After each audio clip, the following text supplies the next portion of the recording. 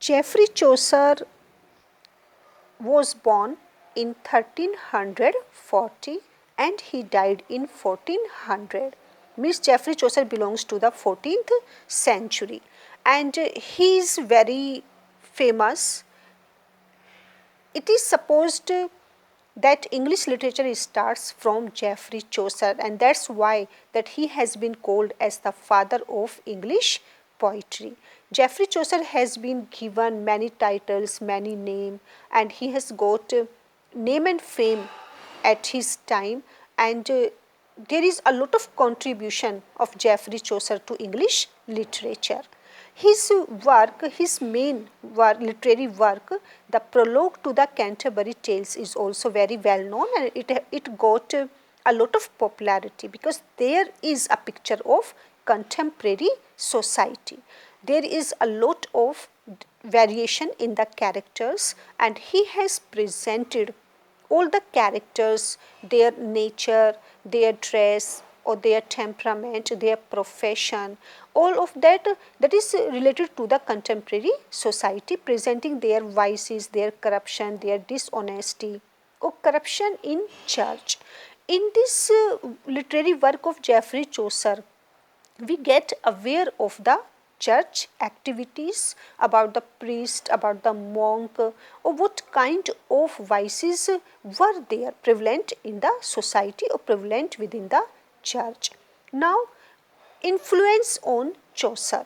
So, Geoffrey Chaucer, on his work there was an influence and the influence on Chaucer can be divided into three stages or into three periods: French period, Italian period and English period.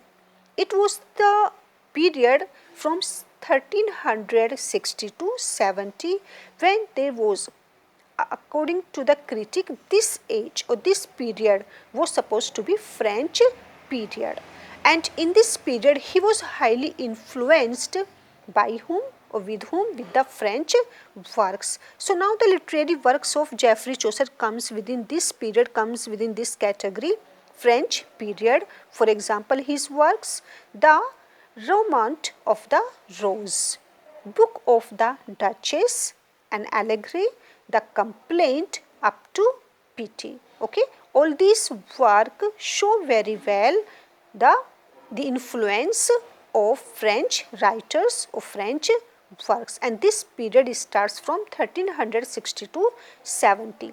Then he was highly influenced with Italian works, and that was a period of 1370 to 85. It was Italian period, and his literary works were the Parliament of Fowls. It was also an allegory, and there was a celebration of Richard II's marriage, right? In this allegory, he celebrates Richard II's marriage. Now, the second was the House of Fame. It was also an allegory, and there were three books, and it resembled Dante's Divine Comedy. So, no doubt that Divine Comedy composed by Dante, and there was an influence of Italy or Italian works. Now, third one was in this category, Troilus and Cressida. It was based on Boccaccio's Filistretto. Troilus and Cressida. This work was based on Boccaccio's Filistretto. And in this period, the last work was Legend of Good Women. Legend of Good Women. Good Women, that is, in this work he presented 9 women, and it was also based on Boccaccio's Mallerebus. Mallerebus. It was Legend of Good Women. And the last period, that is supposed to be the best period of his life, it was influence of English period from 1385 to 1400, and in this period this work was written, Canterbury Tales.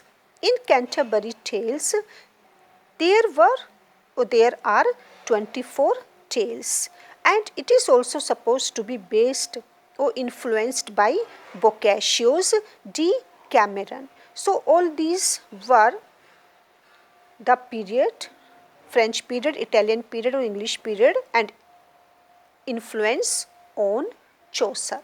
So French influence, Italian influence and English influence.